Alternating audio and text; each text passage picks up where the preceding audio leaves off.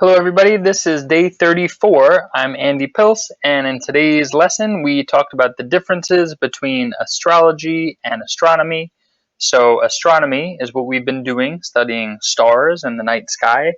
Astrology is a little bit more of an ancient art in which people would look at the sky, they would draw those constellations or those asterisms, and they would tell stories to try to explain why things are the way they are or how things came to be the way they be.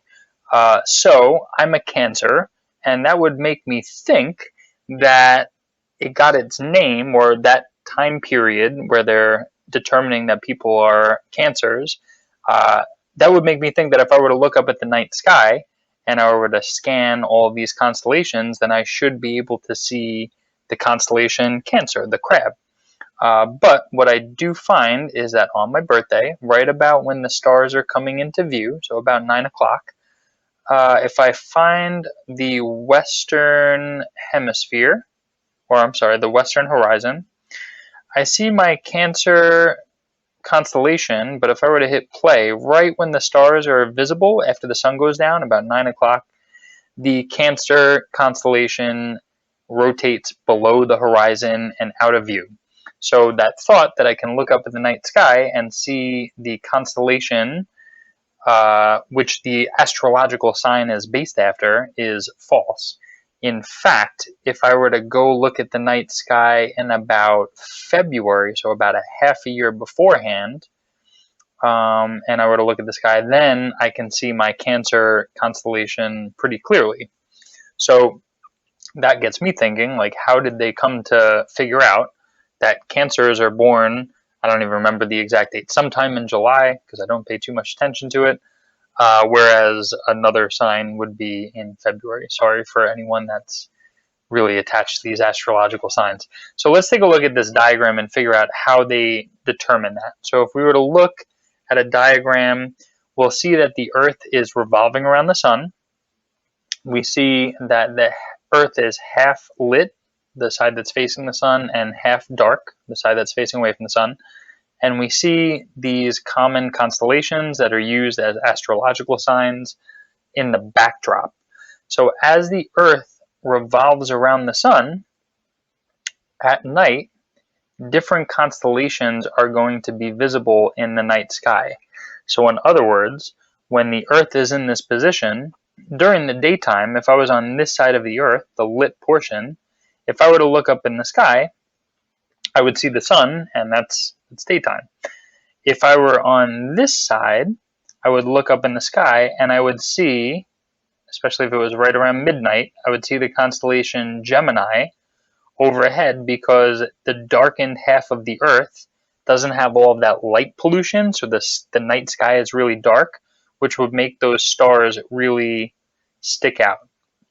The way that we name astrological signs is actually in a straight line. So I'm going to draw a line from the Earth through the sun and across this diagram, and that is how they determine the astrological sign.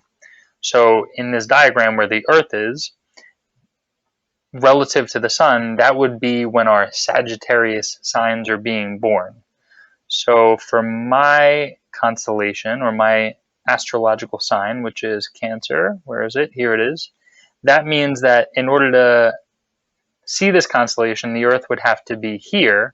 However, if a person is born a Cancer, which is sometime in July, then the Earth's position in its orbit is somewhere around here, because the Earth and the sun, and behind the sun, the astrological sign would be lined up.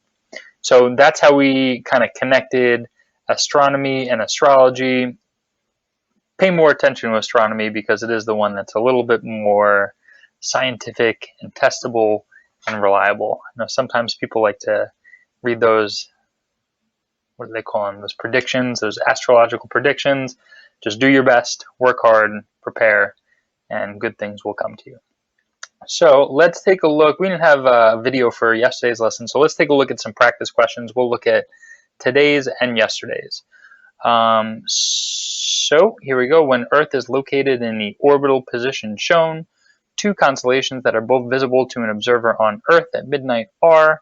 So that would be anything that is to the left in this diagram or lined up with that darkened side of the Earth.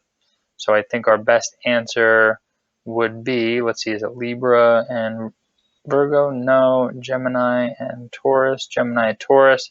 Those are both on the darkened part, so I would say that is a good pick. Cancer and Sagittarius. Sagittarius on the wrong side. And Aquarius and Capricorn, definitely way off. So, best answer for that one would be Gemini and Taurus. Let's take a look at yesterday's practice, check for understanding questions, just to kind of keep going over these concepts of how the stars and the constellations change either over the course of a night or over the course of the year. Number one, we see place a red X on Polaris in diagram 2. So just remember that the Polaris is at the very end of the Little Dipper, right about there. And we can also use the Big Dipper to find Polaris because those two stars in a straight line are going to point directly at the North Star. Right, so those two stars lined up and they'll hit Polaris, which is right over there. I'll listen to the instructions and I'm going to put a little X on diagram 2. Number 2, in which compass direction were the students facing?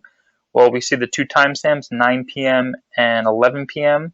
All of the stars did move 15 degrees per hour, and they moved circumpolar, which is around Polaris or the North Star.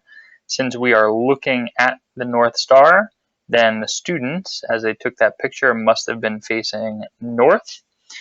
3, describe the apparent direction of movement of the constellations Hercules and Perseus during the 2 hours between student observations.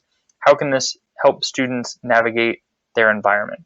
So we know that as the Earth is rotating, we're going to see the stars moving counterclockwise in Polaris. They are also going to rise in the east and set in the west. So we see Perseus here has risen a little bit from over there, right? So we know that that's going to be the east. And when Hercules was up on top in diagram 1 at 9 o'clock, we're going to start to see it move down in this direction. So that's going to point west. So that's how we can kind of use the stars in the sky to navigate. We know that Polaris is going to be pointing us north. Where the stars are rising on the horizon, we're going to call that east. And where the stars are setting, we're going to call that west. Hopefully you keep your cell phone charged and you'll never have to use the stars for navigation, but just in case you do, now you know. That's all I have for you today. I will see you folks next time.